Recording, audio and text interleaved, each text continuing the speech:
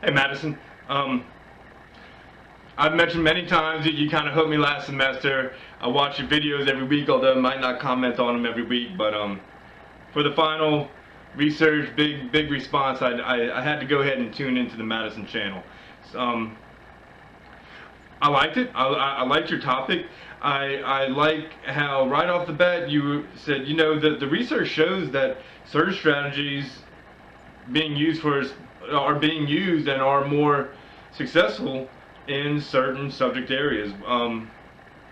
Gotta admit, I'm a little naive to that. You know, I was one that I kind of think, you know, well, if you can really teach a strategy well, you know, then teach it across all content, and it'll work out. And you know, obviously, you know, maybe so, but there's obvious strategies that work better for certain subjects, and so in my response to you, I'm going to just kind of highlight on some of my favorites that you mentioned throughout the different subjects.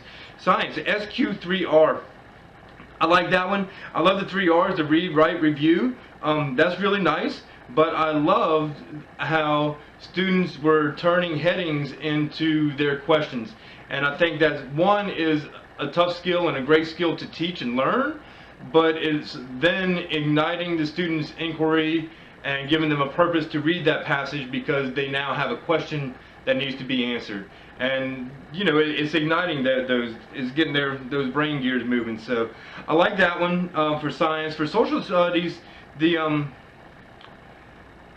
accept or rejecting ideas when the students are getting together and they're discussing everything they can in a minute. That I think is the best thing because, you know, again, I can jump in. I speak all the time about just life lessons that are taught in everyday subjects and everyday lessons. You know, learning how to work with opposing views is, you know, good Lord, let's learn that at a very early age. But as adolescents, I would hope that they kind of are able to do that more. And but at that point, being able to accept and reject different ideas from oneself and from their peers, I think is really good. You mentioned they're forced to think on the fly, which I think is really healthy at times.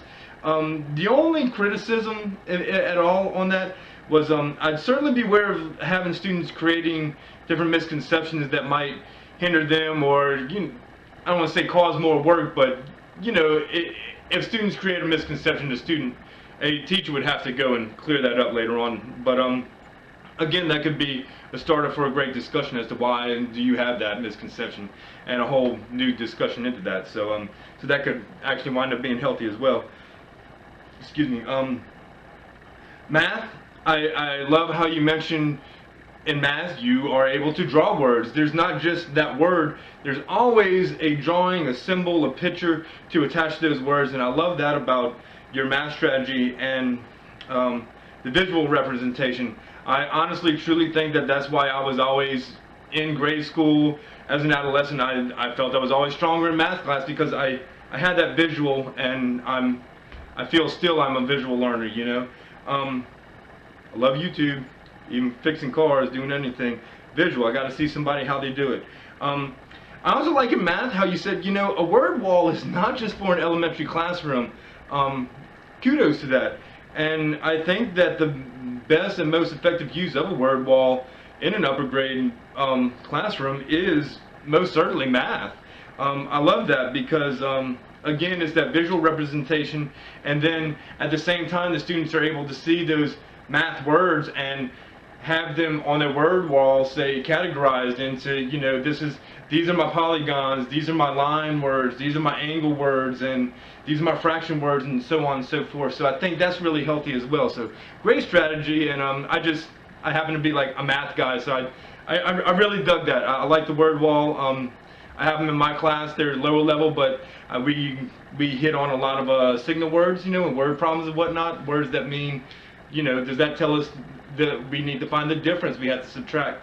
So word walls and math, I like that.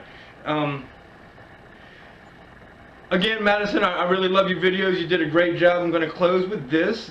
At the end, I think it was the last slide of your PowerPoint presentation. Preach it all day long, sing till the cows come home. Teachers must model, guide, and practice with their students. Amen to that.